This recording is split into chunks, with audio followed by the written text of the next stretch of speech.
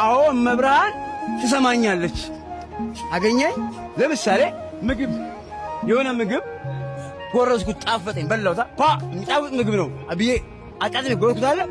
ልክ እንደዛ ሁሉ እኔ መብራን ስሚኝ አለሽ፣ እያዳመጥሽ ነው፣ አንቺ ከእግዚአብሔር ጋር ታማልጅኛለሽ፣ እየሰማሽኝ ነው የሚለው ሐሳብ ወደ ውስጤ ሲመጣ ወይ ደግሞ የመብራን ዛሬ ዕለተ ቀኗ ነው 21 ነው ቀኑ ማርያም የምትከበረበት ቀኑ ተብሎ እዛ አካባቢ ላይ ሲሄድ የሚሰማኝ ስሜት አለ። ስሜት ተረዳኛ በደም ወንድሜ ተምሬው ገብቶኝ ቴዎሎጂ ገብቼ ዶክተር ሆኜ ዲግሪ ይዤ አይደለም ዝም ብሎ ማይም አንደበቴ የሚገባኝ ነገር ወንድሜ፣ ማንም አይገፍብኝ፣ ማንም ከላይ ላይ ማይነፍገኝ ማለት ይሄን ማንም ሰው መጥቶ እንደዚህ ና ብለኝ ማልሰማው በቃ ውስጤ ሐሴት ያደርጋል። ሌላ በተረፈ እንጂ ቄሱ ስለሰበከ አንተ ስለሰበክ ጳጳሱ ስለሰበከ ፓስተር ከሌ ስለሰበከ ሼኩ ስለሰበከ ሳይሆን እኔ መንፈሴ ውስጤ እመብርሃን ታድኝኛለች፣ እመብርሃን ከእግዚአብሔር ጋር ታማልኛለች የሚለው አሳሰብ ውስጤ ስለገባ እሱን ይዤ ነው ያለው እስካሁን ድረስ። ከእውቀት አኳያ አይደለም ልፈልገው ይሄን ውስጥ ያለው ነገር አመሰግናለሁ። ሁላችንም እኮ ወደ ውስጣችን ያስገባ ነው አንዳንድ በቃ የምንወዳቸው ነገሮች አሉ። አንዳንድ ጊዜ የተቀበልናቸው ውሸቶችም በጣም ደስ እያሉን ሊቆዩ ከኛ ጋር ይችላሉ። ግን እግዚአብሔር ቃል የሚለውን እውነት መቀበል ግዴታ። የእግዚአብሔር ቃል የሚለው አዳኝ አንድ ነው የሚለው። ብዙ አዳኝ አለ አይልም። መሲሁ ኢየሱስ ክርስቶስ ነው ከድንግል ማርያም የተወለደው፣ መስቀል ላይ የተሰቀለው፣ ለኃጢአተኞች ኃጢአት ቤዛ የሆነው፣ የተሰወው፣ የሞተው፣ የተነሳው እሱ ብቻ ነው ይላል። እሱ ብቻ ነው ከሙታን የተነሳው። ለምሳሌ ገብቷል። ብጽዕት ድንግል ማርያም እሱ እናት ነች፣ የሚወዳት እናቱ ነች። ሞትን አሸንፋ ተነስታለች የሚል የመጽሐፍ ቅዱስ ክፍል የለም። ከሞት በታች የሆነ አካል እኔን ሊሰማኝ አይችልም፣ ጸሎቴን ሊሰማ አይችልም፣ ሊመልስልኝ አይችልም። አይ መላእክትም ይሰሙኛል፣ ማርያምም ትሰማኛለች ብሎ መውሰድ ምናልባት ከአባቶቼ ከእናቶቼ በወረስኩት ነገር ያንን ላለመልቀቅ ልደሰት እችላለሁ፣ ልትደሰት ትችላለህ።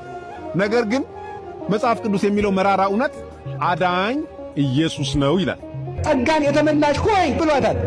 ጸጋን የትኛው ጸጋ? ጸጋ ሐዋርያት ይጎልባታልና፣ ጸጋ ነቢያት ይጎልባታልና፣ ጸጋ መላእክት ይጎልባታል። ጸጋ ሁሉ ያላት ስለሆነች መስጠትም ይቻላታልና ትሰጣለች። ምን ብለን እናምናታለን? የአምላክ እናት ብለን እናምናታለን። የፕሮቴስታንት ፓስተሮች ድንግል ማርያምን ብቻ ሳይሆን የማያምኑት ክርስቶስን የማያምኑ ለምን? እሷን ወላዲት አምላክ ካላለ ልጇን አምላክ ማለት አይቻልም። ስለዚህ ተመልከቱ፣ ወላዲት አምላክ መሆናችሁን እመኑባት፣ እናምናታለን። ወላዲት አምላክ መሆኗ ማማለድ እንደምትችል እናምንባታል። ለምን? በእግዚአብሔር ዘንድ ፍጹም ባለሟልነት አላትና። የልጇን አስታራቂነት አትነጥቅም። ልጇ በዕለተ ዓርብ ወዳደረገው ተመልከቱ። እሞ በልዮ ተመልከቱ በእንቲአዬ ለፍሬ ከርስኪ እብኖዲ አንቺ እናቴ ቅድስት ድንግል ማርያም ሆይ ለማኅፀንሽ ፍሬ ካለ ሁሉ ጌታ ለሆነው ልጅሽ እንዲህ በይው እንዲህ በይው። ምን ልበለው?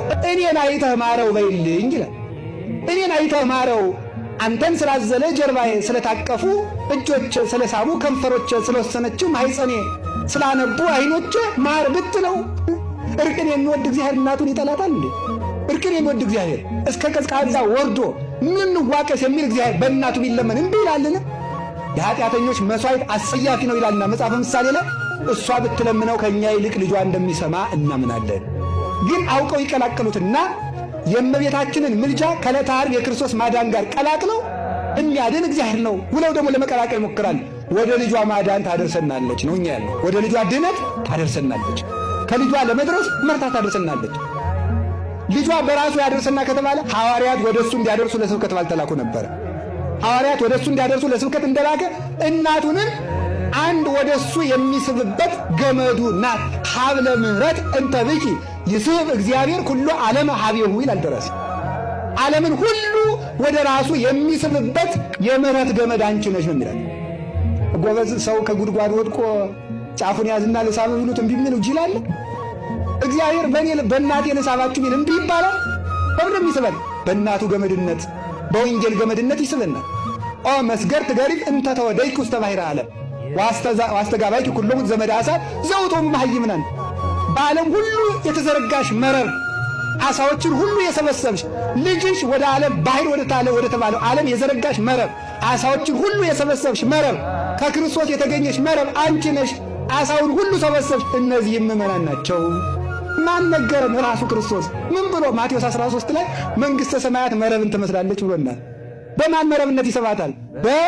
በእናቱ መረብነት። አሁን በኃጢአት ባይር እየናወጽኩ ነውና ጠልቄያለሁና ከኃጢአት ረግረግ አውጥተሽ በልጅሽ የምሕረት ባህር ጣይኝ።